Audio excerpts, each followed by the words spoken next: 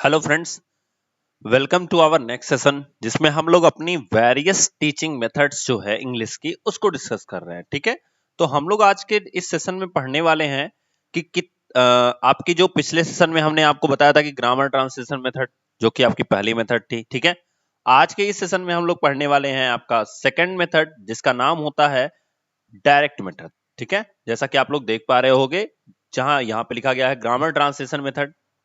मैंने बहुत सारी चीजें इसके बारे में आपको समझाई थी, जो आपको नोटेबल पॉइंट्स थे वो भी मैंने आपको समझाया था। मेथड क्या होती है मैं समझाया था, अप्रोच क्या होता है वो भी मैं समझाया था। ठीक है, तो हम मेथड को लेके आगे बढ़ रहे थे जिसमें हमने पहला मेथड पढ़ा था ग्रामर ट्रांसलेशन मेथड। आज के इस वीडियो में हम लोग पढ़ने वाले हैं द डायरेक्ट मेथड। अब डायरेक्ट मेथड क्या होती है, जैसा कि इसके नाम से ही लिखा गया है कि इंग्लिश को किसी अदर लैंग्वेज के बेस पे ना सिखा करके आप डायरेक्ट सिखा रहे हो। ठीक है, इंग्लिश को किसी भी अदर लैंग्वेज के बेस पे ना सिखा करके आप डायरेक्ट सिखा रहे हो, तो ऐसे मेथड को हम क्या कहते हैं, डायरेक्ट। ठीक है, अब जैसे मान लो आपको एक चीज समझ लो कि अगर आपको इंग्लिश डायरेक्ट सिखानी है, जैसा कि इंग्लिश मीडियम के स्कूलों में होता है कि मम्मी पापा का भी इंटरव्यू लिया जाता है बच्चे के, तो इस तरह से वहां पे क्या होता है कि प्रिफर भी किया जाता है। वहां पे क्या प्रिफर किया जाता है, अगर आप ध्यान से देखोगे तो वहां पे कुछ चीजें प्रिफर की जाती हैं, जैसे कि मम्मी पापा को भी वो चीजें आनी चाहिए जिससे बच्चे को शुरू से ही, जैसे मान लो उसको पानी बोलना है तो वो पानी ना बोल करके क्या बोले, डायरेक्ट वाटर बोले। ठीक है, तो वाटर, अच्छा उसको पानी मांगना हो तो ये वाटर को डायरेक्ट वाटर ही बोले।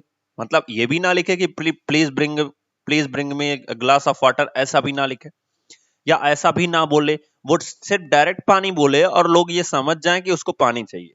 तो इसे हम बोलते हैं डायरेक्ट मेथड। तो जैसा कि आपने सुना कि वो सिर्फ डायरेक्ट पानी बोले, इट मींस दैट कि इस मेथड में ग्रामर का यूज बहुत कम होता है, मतलब होता ही नहीं है। एक तरह से ये समझ लो कि होता ही नहीं है। ठीक है, तो हम स्टार्ट करते हैं। यहां पे लिखा गया है it was a reaction against, किसके अगेंस्ट रिएक्शन करा गया था, ग्रामर ट्रांसलेशन मेथड के अगेंस्ट। ठीक है, मींस आपको सीधा समझ में आ रहा है कि जितनी चीजें ग्रामर ट्रांसलेशन मेथड में हो रही थी उसके रिएक्ट में, यानी उसके अपोजिट में, उसके अगेंस्ट में ये मेथड डेवलप की गई थी, द डायरेक्ट मेथड। क्लियर हुआ?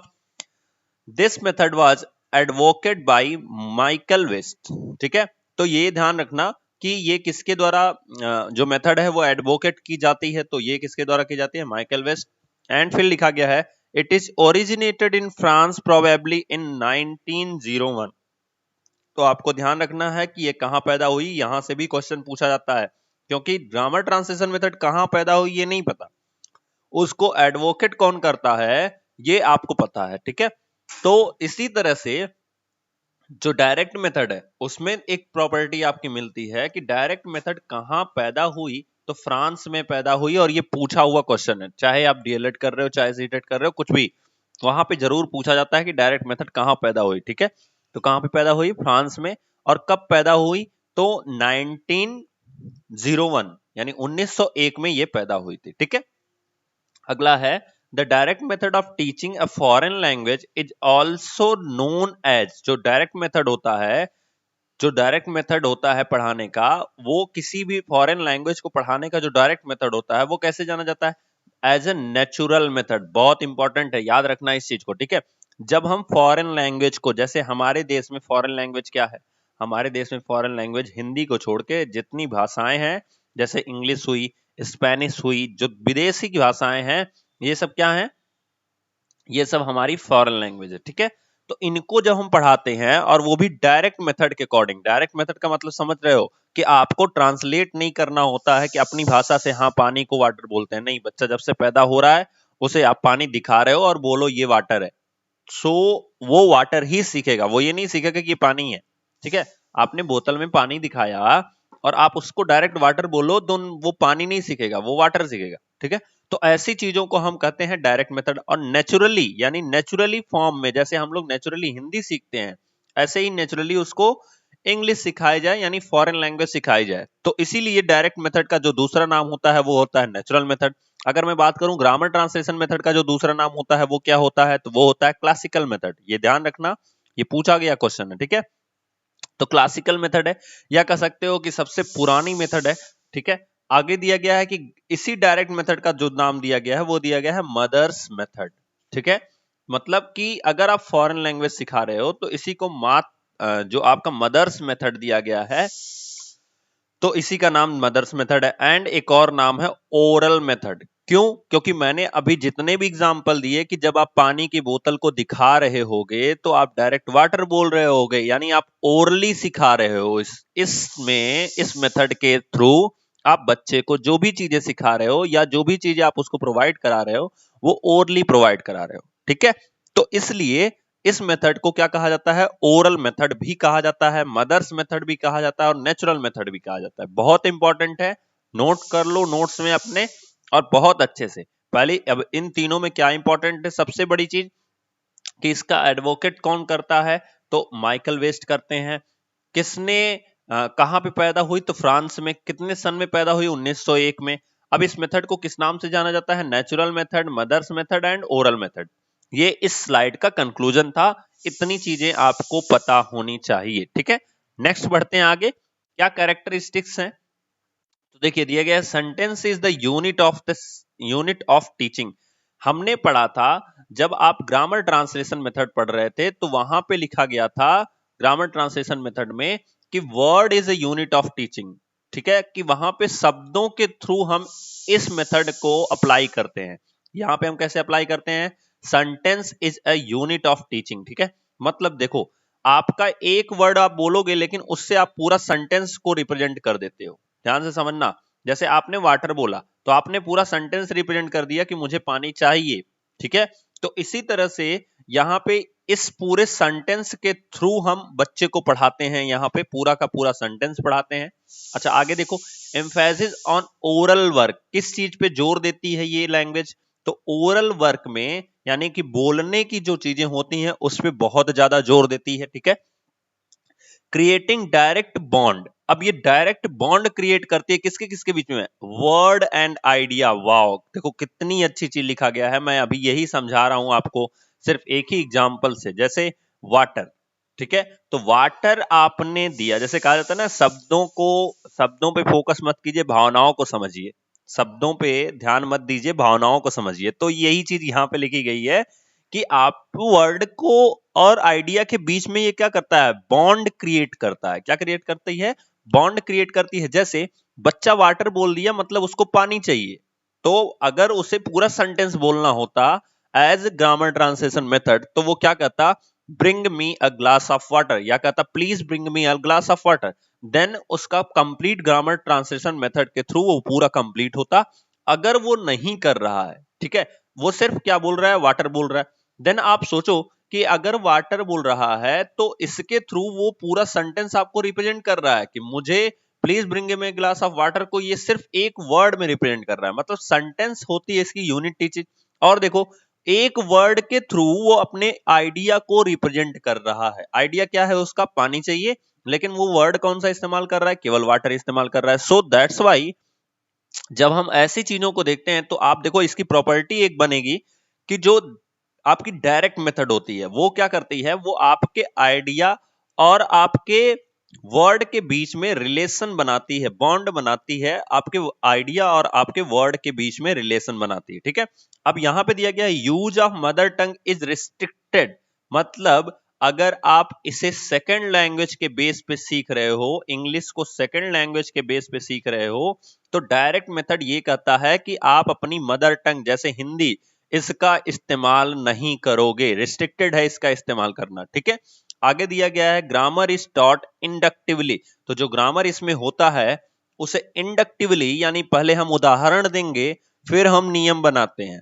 लेकिन जब हम ग्रामर ट्रांसलेशन मेथड पढ़ते हैं तो पहले हम बच्चों को नियम पढ़ाते हैं फिर उदाहरण देते हैं। ठीक है, डिडक्टिव और इंडक्टिव ये दोनों ध्यान से समझिएगा।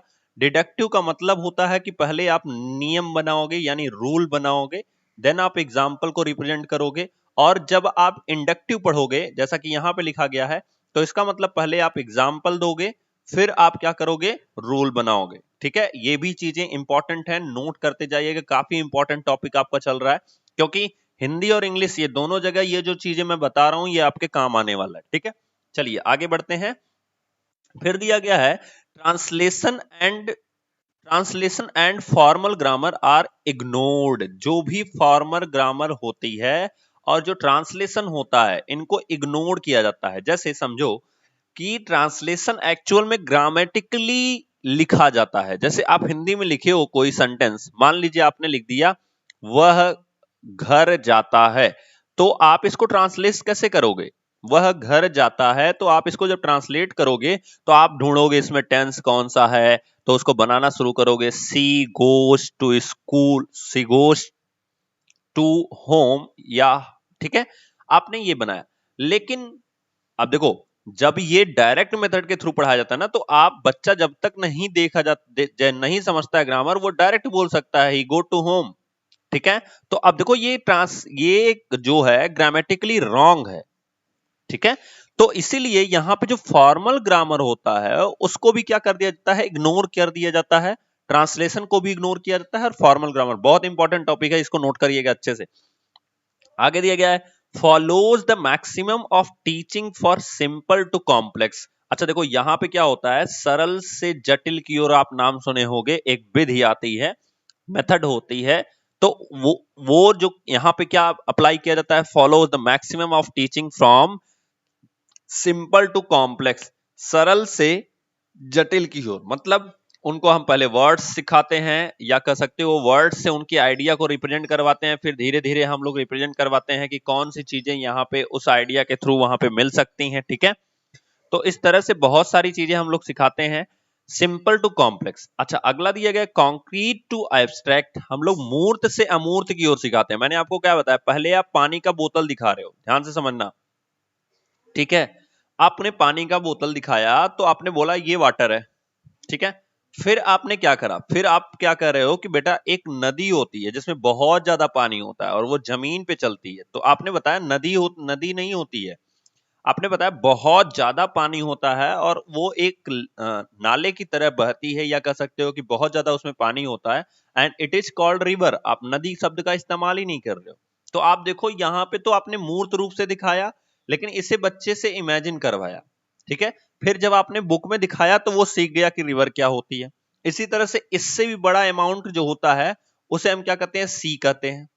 क्या कहते हैं, सी कहते हैं, समुद्र कहते हैं। ठीक है, तो ऐसे बच्चा इमेजिन करता है। पहले हम उसे छोटी छोटी चीजों से मूर्त चीजें सिखाएंगे, फिर एब्स्ट्रैक्ट का मतलब होता है अमूर्त चीजें सिखाएंगे। तो आपसे पूछ भी सकता है कि डायरेक्ट मेथड में कौन कौन सी टीचिंग मेथड या टीचिंग फॉर्म्स कौन कौन से आ सकते हैं आपके, तो वो आते हैं आपके सिंपल टू कॉम्प्लेक्स, एंड क्या आता है, concrete to abstract. I hope आपको क्लियर हुआ होगा। नेक्स्ट आते हैं एडवांटेज में। तो जैसा कि लिखा गया है, this is a natural method. आपने पढ़ा था कि नेचुरल मेथड इसका नाम है, फिर इसका नाम क्या है, मदर्स मेथड नाम है, मदर्स मेथड नाम है। ठीक है, फिर हमने एक और चीज पढ़ा था कि इसका नाम ओरल मेथड है। क्या नाम है, ओरल मेथड है। ये ऐसे याद रखा करो, कभी भूलोगे नहीं। ठीक है, तो इसका नाम एक ओरल मेथड है। तो यहां पे आ गया, this is a natural method of teaching because English is taught in the same way as the mother tongue is taught. तो इसे नेचुरल मेथड क्यों कहते हैं, क्योंकि इंग्लिश उसी तरह से सिखाई जाती है जैसा कि मदर टंग सिखाई जाती है। देखो, हम अपनी इंडिया की बात कर रहे हैं ना, तो इस मेथड के थ्रू इंग्लिश उसी तरह से सिखाई जाती है जैसे कि हमें मदर टंग सिखाई जाती है। जैसे समझो कि हमारे जो बच्चे इंग्लिश मीडियम में पढ़ रहे होते हैं, ठीक है, इंग्लिश मीडियम में पढ़ रहे, तो मैं केरल साइड की बात नहीं कर रहा हूं, मैं आपके इधर की बात कर रहा हूं। तो उसमें जो इंग्लिश मीडियम में पढ़ रहे होते हैं उनको भी इंग्लिश इसी तरह से सिखाई जाती है। ठीक है, ऐसे मदर टंग। अच्छा, आगे देखो, it is based on educational and psychological principles. ध्यान रखना कि ये शैक्षिक और मनोवैज्ञानिक सिद्धांतों पर आधारित होती है। ठीक है, अब कैसे शैक्षिक और मनोवैज्ञानिक सिद्धांतों पर आधारित होती है, क्योंकि आपको पढ़ाया गया है साइकोलॉजी में कि बच्चे को सिंपल टू कॉम्प्लेक्स ले चलना चाहिए। ठीक है, सिंपल टू कॉम्प्लेक्स अभी थोड़ी देर हमने पहले पढ़ा था, ये साइकोलॉजिकल चीज है। दूसरा हमने पढ़ा बच्चे को कॉन्क्रीट टू एब्स्ट्रैक्ट ले जाना चाहिए, तो ये भी हमने पढ़ा था साइकोलॉजी में, अगर आप डीएड करे हो या बीएड करे हो कहीं भी। तो ये साइकोलॉजिकल प्रिंसिपल के थ्रू वर्क करती है, एजुकेशनल एंड साइकोलॉजिकल प्रिंसिपल के थ्रू वर्क करती है, ठीक है। नेक्स्ट देखते हैं, लिखा गया है it enables student to understand English without the help of the mother tongue. तो ये क्या करती है, इनेबल करती है स्टूडेंट को, यानी उसके योग्य बनाती है टू अंडरस्टैंड इंग्लिश, इंग्लिश को समझने के लिए without the help of mother tongue, बिना मदर टंग के हेल्प के, ठीक है। मतलब इंग्लिश को वो बच्चे डायरेक्ट समझते हैं, ठीक है। मतलब अगर वाटर बोला जाए तो उन्हें ये नहीं सोचना है कि वो पानी समझते हैं, ठीक है, वो वाटर को वाटर समझते हैं। ओके, अगला देखते हैं, it gives fluency in speech. ध्यान रखना, मैंने आपको बताया था कि 4 टर्म होते हैं, LSRW। अब देखो, हमने पढ़ा था पिछली मेथड में रीडिंग और राइटिंग काफी फोकस किया जाता है, लेकिन इस मेथड में लिसनिंग और स्पीकिंग काफी फोकस किया जाता है। अभी आगे देखो वही आ रहा होगा, ठीक है। It follows the proper sequence of learning language skills. क्या क्या, सबसे पहले लिसनिंग, फिर स्पीकिंग, फिर रीडिंग एंड फिर राइटिंग, ठीक है। तो बच्चे को पहले हम लिसनिंग कराते हैं, उसके बाद वो स्पीकिंग करना शुरू करता है, और फिर जब रीड करता है तो उसे पता चलता है कि वो चीजें क्या गलत बोल रहा था और क्या सही बोल रहा था, फिर उसको सही सही लिखना भी सीख जाता है।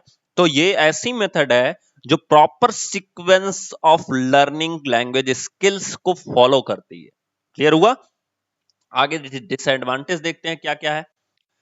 तो इसका जो सबसे बड़ा डिसएडवांटेज है, इट इज इनकम्प्लीट मेथड। ये इनकम्प्लीट मेथड है because it give more emphasis on listening and speaking. मैंने आपको बताया था कि ये सबसे ज्यादा इनफेसिस किस पे रखती है, लिसनिंग एंड स्पीकिंग पे रखती है, इसलिए ये क्या है, इनकम्प्लीट मेथड है। याद रखना, ये आपसे पूछ भी सकता है कि इनकम्प्लीट मेथड कौन है। वैसे तो मैक्सिमम मेथड जो होती हैं वो आपकी इनकम्प्लीट ही होती हैं, बिकॉज कि अब कुछ मेथड में आपका रीडिंग एंड राइटिंग फोकस कर लिया जाता है और कुछ मेथड में लिसनिंग एंड स्पीकिंग फोकस कर लिया जाता है। अच्छा, आगे देखो, it is an expensive method. अब एक्सपेंसिव क्यों है, ध्यान समझना। इसके लिए टीचिंग एड्स की बहुत ज्यादा जरूरत होती है। जैसे जब आप देखते हो कि सीडी के थ्रू बच्चा पढ़ता है ना, तो उसमें एप्पल का फिगर आता है और फिगर के नीचे लिखा होता है एप्पल। तो अगर हम बच्चे को कॉन्क्रीट नहीं करा पा रहे हैं, देन इस मेथड को सिखाना बहुत ही टफ होता है, बिकॉज बच्चा छोटी एज में होता है, जो चीजें वो देखेगा वही सीख सकता है, ठीक है। और जो हम ग्रामर ट्रांसलेशन मेथड सिखाते हैं, ये छोटी एज में नहीं सिखाते हैं, ये जब बच्चा थोड़ा बड़ा हो जाता है ना, तब हम इस मेथड का इस्तेमाल करते हैं। जो लोग यूपी बोर्ड में पढ़े होंगे उन्हें पता होगा कि ग्रामर उन्हें कब पढ़ाई गई थी, ठीक है।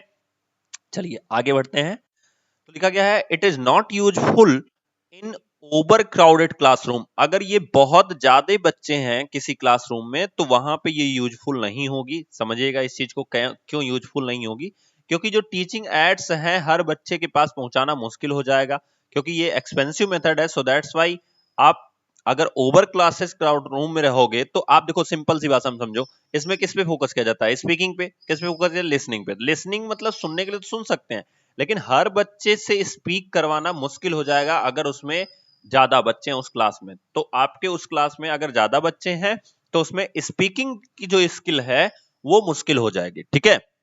भाई कौन कौन सा बच्चा बोला है, कौन कौन सा नहीं बोलेगा, तो ये जो स्किल है उसको ऑब्जर्व करना मुश्किल हो जाएगा, ठीक है। उसके बाद लिखा गया है, it is a time consuming method. इसमें टाइम बहुत ज्यादा लगता है, बिल्कुल लगता है। इसीलिए तो जैसे ही बच्चे पैदा होते हैं उसी टाइम से ये मेथड स्टार्ट हो जाती है। उसके बाद लिखा गया, लैक ऑफ ट्रेन टीचर। और सबसे बड़ी इसकी कमी क्या है कि जो ट्रेन टीचर हैं हमारे इंडिया में, उनकी कमी है इस चीज को करने में, पूरा करने में। तो ये सब इसके डिसएडवांटेज थे दोस्तों। नेक्स्ट वीडियो में हम जब मिलेंगे तो हम कुछ सम प्रैक्टिस क्वेश्चंस के साथ मिलेंगे। सो टू बी रेडी, कम से कम 10 से ज्यादा क्वेश्चन होंगे आपके इन्हीं दोनों मेथड के बेस पे। तो आप लोग रेडी रहिएगा। तब तक के लिए थैंक यू सो मच।